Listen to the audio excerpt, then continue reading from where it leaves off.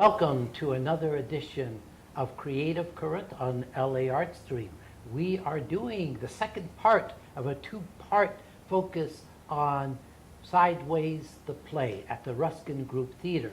For any of you who saw the movie, you know it focuses on two miscreant characters on their way to a wedding, but they're going to drink their way through to it. And I have my two participants sitting right here. You are Miles. I am Miles. And you are the groom-to-be, Jack. Yes. Can we drink to, can we have a toast Sure. to Jack's upcoming prisonhood? Ah, To Jack. cheers. That's a fine highlighter. It is a fine highlighter. So, now, Miles, actually this is the wonderful actor John Colella. Thank you. Who I've seen in a few productions You have. here at Ruskin Group Theater. And Jonathan Bray, who I'm being introduced to for the first time on stage. My best partner in crime. There you go. Right back at you. The question I have to ask right up is, you two are playing characters who have been almost immortalized in the movie Sideways. So people coming into the audience are expecting to see Paul Giamatti, no matter what the program says. Wah, wah, wah. Yeah. Wait, you mean this was a movie? Yeah, that's what Yeah, I you heard. didn't hear that. That's what I found out right before this interview. Yeah, and you know what? The movie was actually based on a book. This, I knew about the book. Yes. So I have to ask you, you came in, you picked up a script, you're going to create your characters. Was there any feeling that you have to find an identity here that'll make the audience forget what they saw in the movie? I think absolutely trying to make it our own, it was the only choice to go. Yeah, I mean, I'm not Paul Giamatti. I don't want to be Paul Giamatti. Paul Giamatti's great. Let Paul Giamatti be Paul Giamatti. He has his own physique, actually. He has his own physique. He does. I have mine. And talking with Rex Pickett, the writer, I mean, his whole take on this was that it isn't the film. It's the film was very loyal from what Rex has told us to the novel in its own way. Obviously, Rex is going to be a lot more loyal to his work, I think. And it was just about sort of taking it up and making it our own, and sort of letting go of the fact that there is a very successful film that hangs over our head in a certain way. So I think we pretty much wrestled with that just for the first couple of weeks, maybe, and then really sort of took it. Well, Yeah. What do you think? Yeah, I mean, I think there was maybe for a brief day or something, you think about that. But fortunately, neither of us had seen the movie since it came out. Right. I remember talking to Johnny once about, I think John just naturally brought something that was different from what I remember Paul's characterization being. I was a little more concerned because as I read the book, you just really see what an archetypical character Jack is. And I feel like, there's only so much variance you can do. There's a certain way that it has to be played, I think, in order to bring what needs to be brought. And I think there's potentially a little bit more of variance, I guess, with the way Miles could be played. And it's just like, hey, look, at the end of the day, you know what? I'm just going to do it the way I would do it and just not even worry about it. And if people want to draw comparisons, let them. That's fine, Well, there's only so many approaches you can take to a character who goes in determined to ravage his way sexually and alcoholically through the week and then settle down. Yeah. So, Way of looking at it, yeah, exactly. And your character carries that off very well on Yes, stage. I do, I guess, yeah. It's quite a week that we have, For an audience member on opening night, of course, remembering the movie, I'm thinking, this is a buddy road movie traveling through the hills of Santa Ynez Valley, the Santa Barbara Mountains, and the Ruskin stage you can walk across in 10 steps. Yeah, exactly. Yeah. It's a postage stamp, pretty much. I talked to Amelia Mulkey about the problems in staging this. Was there much choreography you had to work out in making this work on stage? Well, more choreography for the scene changes, the transitions. Your little commedia troupe. Exactly. That's when I heard that Amelia was directing, I had seen her version of Memory of Two Mondays, right. and there was a certain theatricality to it that she brought that I thought was very interesting, and I thought would be sort of right up the alley for this kind of a piece, and trusted with her at the helm that would sort of be addressed. It's sort of a fun little trip to actually accomplish this road trip in such a little small space. But for us, Not so much the choreography of stuff, really more the transitioners that sort of set us into motion, and the use of music in the scene changes, really mostly, I would say. It seems like a great show. I'd like to see it. Yeah. But unfortunately, that's not going to happen. Well, we just had the good fortune of there was a big scene change that we don't get to see any of them because we're running either around the theater, changing or something or whatever. We don't really get to see much of those. And to actually see some of them when we did like a pickup rehearsal for understudies and whatever, boy, it was really wonderfully entertaining. It was really very, Awesome. I knew it was working, but it was very bolstering to us. Now, one thing that is true to the film is you guys have a lot of glasses to your mouths during the Yes, we do. during the course, and there is liquid in those glasses. I'm presuming it isn't wine because you are standing up at the end of the play. Well, that's going to be a secret that we keep within the family, so I'm just joking. It's not wine. Yeah, cran grape with a little food coloring and Yeah. some. Yes, and you have, and at one point, the famous scene is duplicated where Miles pours a bucket of Drinks from the spit bucket deeply and makes a mess of himself and the tasting room. Yes, yeah, we down a lot of liquid. I think I take the cake on the most, but I just have to prep that before the show I don't drink. I don't eat, and I fill up on sugary cranberry juice. John has carved out his times backstage when he knows he can maybe duck into the bathroom very restroom. briefly, you know. The beauty, the wonderful magic of theater. Yes. When I get to go to the bathroom. Yeah. Miles is a troubled character. He's at war. It seems that he's at war with himself throughout the play. Did you identify with him? I identify with a lot more than I'd like to admit, I guess. I feel very fortunate to get an opportunity to play this. A lot of the characters that I've had the opportunity to play in the past don't necessarily have the kind of conflict that Miles has.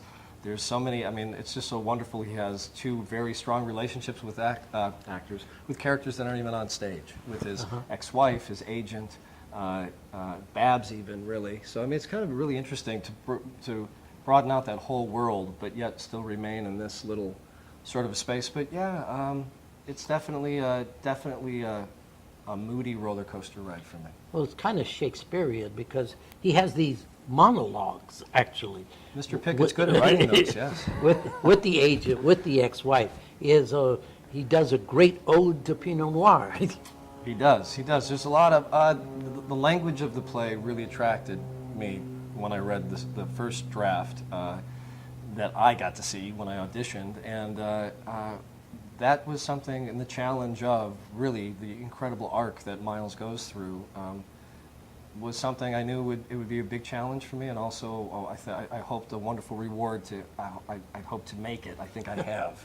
But yeah, so yes, it's definitely, it's nice to be complimented after the play about the amount of words I handle well. So thank you, Mr. Pickett. Thank you, audience members. Thank well, you. I must say, Jack is deliciously uncomplicated. You know where he's going, he takes you there, and you do it with such aplomb and enthusiasm. Yeah, that was one of the things that I loved about Amelia and I saw eye to eye, and of course Rex too. You know, she kept using the phrase "unsinkable," the unsinkability of Jack. You know, there might be a moment where I ebb a little bit, but then I'm right back to seeing the glasses half full, and I love that about the character. It's one of my favorite things to play in him. Because you bring so much of yourself to every role, and there's a lot of similarities, I think, but there's a lot of differences. You know, I'm not that kind of guy who goes around philandering and so forth. Not that he's really like that, but I always just saw Jack as someone who, and especially when you read the novel, one of the things that really struck me that Rex and I spoke about was it's really such a tremendously powerful friendship, and a lot of that is driven by Jack's love for Miles. You know, Jack sees all the best qualities of Miles, all the greatness, the artist in him, and supports that. And that's a beautiful thing. And I think that in telling the story, that was one of the things that was important that we got across, is that that's where this is coming from. And for me, it was important to sort of at least hope that the audience, to some degree, sees the dalliance as, look, I'm entering something that's very permanent, I'm frightened, my wife and I, or my future wife and I, aren't potentially in the best place right now because the wedding's coming up. We're both very stressed out, and it's sort of like, and then I meet someone who I think gets me, and it's more of a confusion. But it's not that I'm a malicious, deceitful person. I'm just kind of immature and irresponsible, but not a bad guy, I mean. And Soder, what does Miles see in Jack? What does Miles see in Jack? I think it's the same. I think that they balance one another in such a way that I think they sort of make a really wonderful whole guy. Right? In a certain way, I think it's sort of, I guess to reiterate what Jonathan's saying. I mean, the love for Jack that Miles has, and just sort of, I think they sort of complete one another and make just such an amazing duo. And that, as I start to sink, Jack really does, pull back and really, pulls him right out of the ocean, baby. And during all that stuff, and just it's such a great, wonderful balance. And I think that they just, I don't know, it is.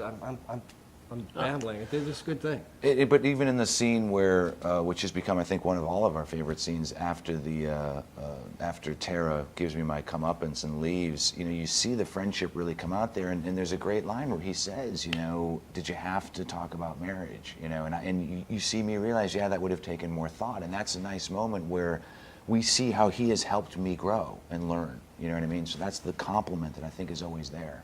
Well, about the time my best friend asked me to trash my car in order to support his lie, I would think the friendship would be a little tested. Yeah, a little bit. Yes. Jack definitely pushes Miles' boundaries. I would say his comfort level on certain situations, but always. But that's what friends do. Exactly. You know what I mean? How can you grow if you're not pushed a little bit? Exactly.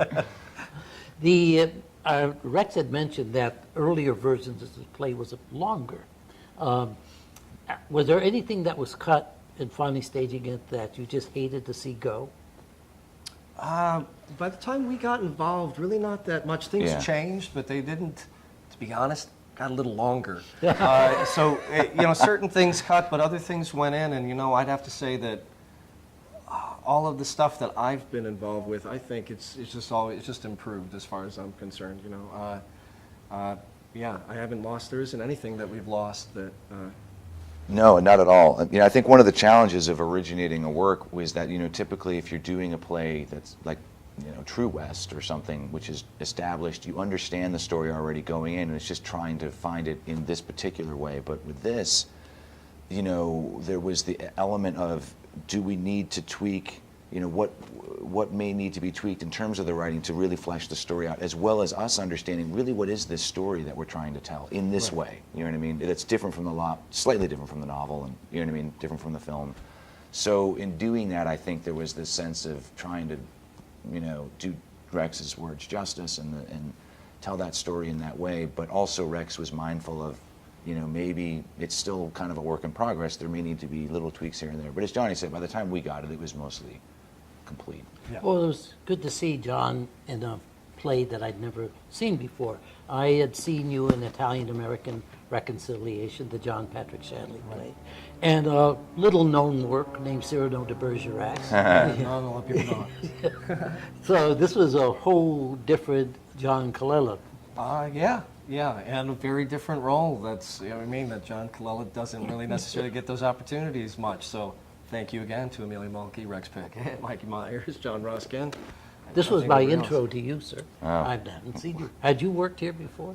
I just did the previous play, The Lonesome West. I shared the role. I was the alternate, sort of, Valine in The Lonesome West. But no, I had not worked here prior to that. So Where are you from? I'm from Boston via New York. I moved to New York after Boston, then I came out to LA about 10 years ago. So I did a lot of theater in New York, and haven't less out here, but certainly still doing theater, especially lately, and it's been great. You, sir, I've interviewed you before on the radio, and I don't know if I ever asked you, where did you get your start? Chicago. I'm from Chicago. I went to the Goodman School. It's DePaul. I've heard of that. You've heard of that? Yeah. So I started there. I moved out here like 18 years ago, maybe. Yep. My now wife brought me this way, brought me west. I said, I'm never going to Hollywood, man. So started there. My first little TV break was this. I mean, I played a hitman on The Untouchables. Now I'm Miles. There you go. Awesome. Yeah. So I don't have to kill anybody in this, which is good. Huh. And yeah, just been out here kicking around. I found the Ruskin about 7 years ago, and actually this is my 7th show. Wow. Here. Yeah, it's been a really nice artistic home for me. There's an aspect of the show that I've found very endearing in that you guys your characters are your characters together one way, but the ladies sure bring out some wonderful aspects to your characters and how you relate to them and with them, and it's a credit to the lovely 2 young ladies.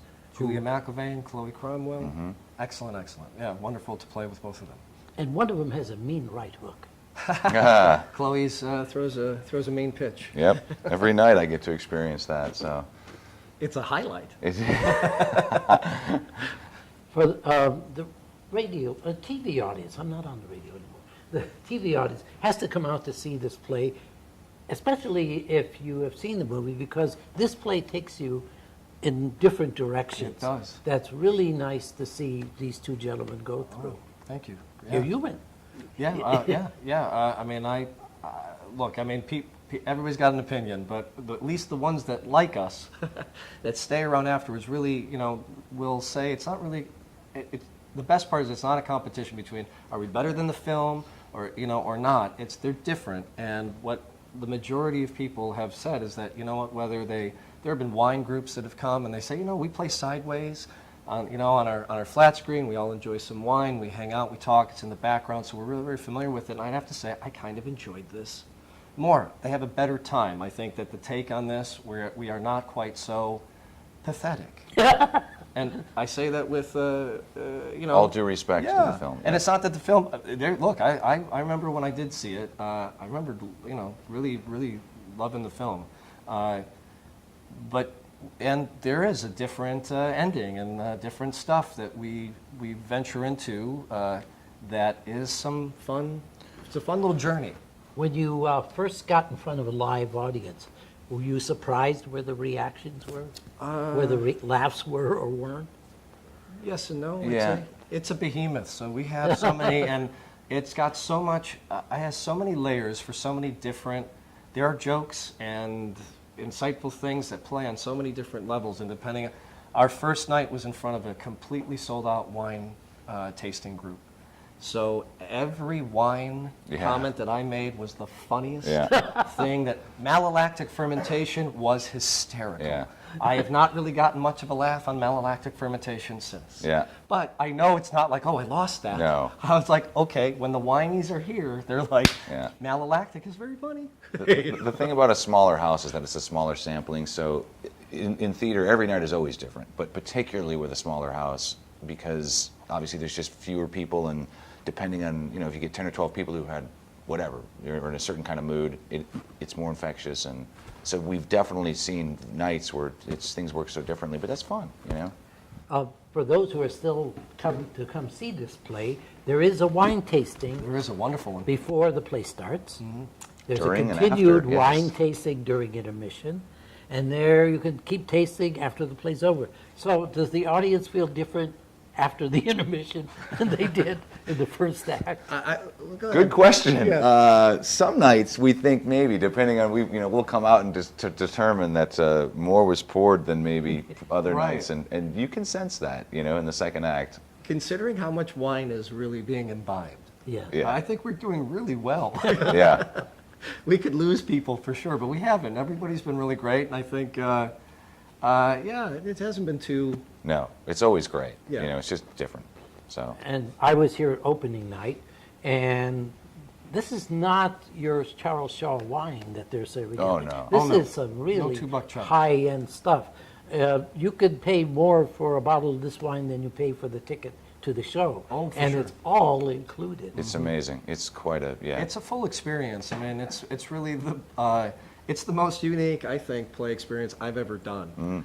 sure. The creation of it, to be the first to step on the floorboards in the role, to be a part of it with Rex was generous enough. We went up to Santa Ynez, the entire cast, and we had Rex take us on the Sideways tour. Oh, that's right. You guys And did the tour. We did with the man himself. We went up a night early and got to stay on a 100-acre farm with, Pinot, Chardonnay, and blueberries, and Yeah. it was, and just see and get driven out to Halama Beach by the author himself. I mean, it's just been so amazing. And then the experience, it just really is. It's not like a regular play. You show up, have a high-end tasting.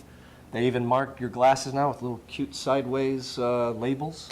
They go around the stem and come back out, have a little bit more if you'd like. It's been a really wonderful ride so far, and we're only a few weeks in. I know. It's been great.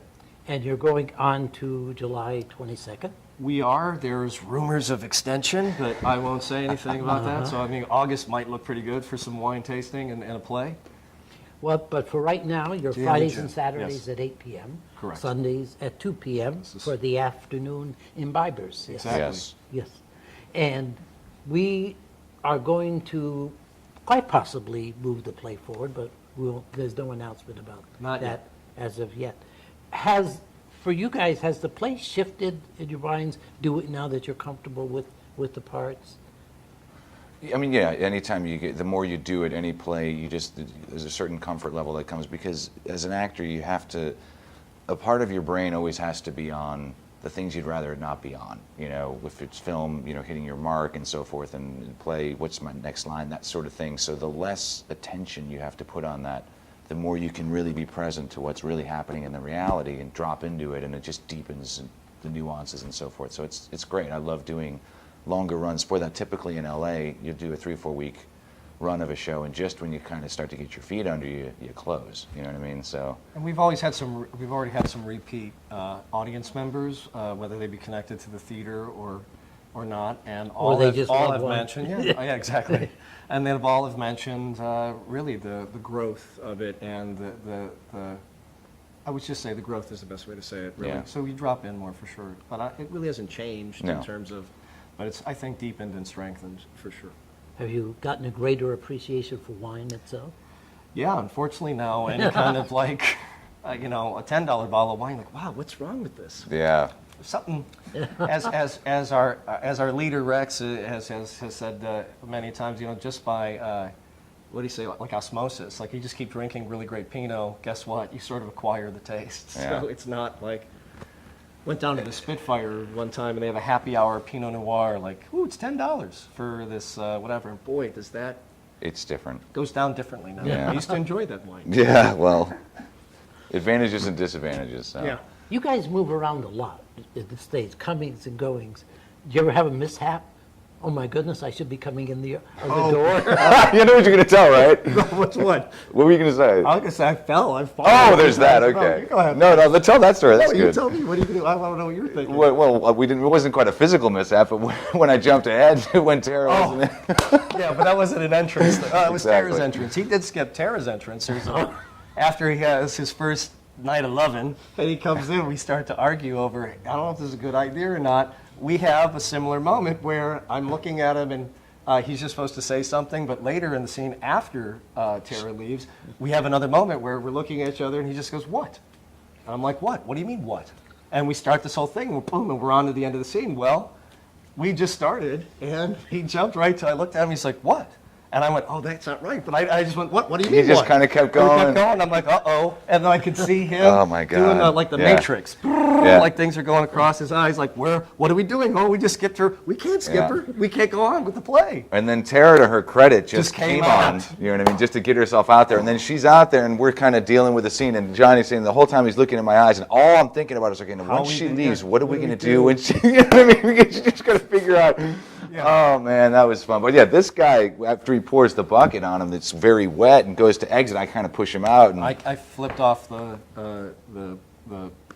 platform. platform. Here. Thank Yeah. you, Jonathan. Yeah. Landed solid, did that, got up. That was that one. Then I slipped another time and Oh, landed on man. the side with, Yeah. in the bedroom area. But my best one, which I didn't actually fall, but the audience did go, which was I slipped on the bed sheet and I went forward towards the audience with the glass in my hand. I don't know how I caught myself. I landed, I spilled a little bit. They all went, And I said, thank you, and I walked out. Wait, did you say thank you? No, Oh, you should have, I didn't say to the exactly. audience, no. But yeah, so. Great yes. recovery. Yes, it Exactly. was one of my better. This is the world premiere of Sideways, the play, currently at the Ruskin Group Theater. I was hoping an airplane would fly overhead so you realize we are actually sitting on the set in the theater, which is located at the Santa Monica Airport. The play plays Fridays and Saturdays, 8 p.m., Sundays at 2 p.m., and for the time being, it's closing July 22nd. Of course, that could change. By the way, folks, this is Creative Current at LA Art Stream. I'm looking at that camera because I'm told so. And this is a new focus on live theater. And please join us on Thursdays at laartstream.com.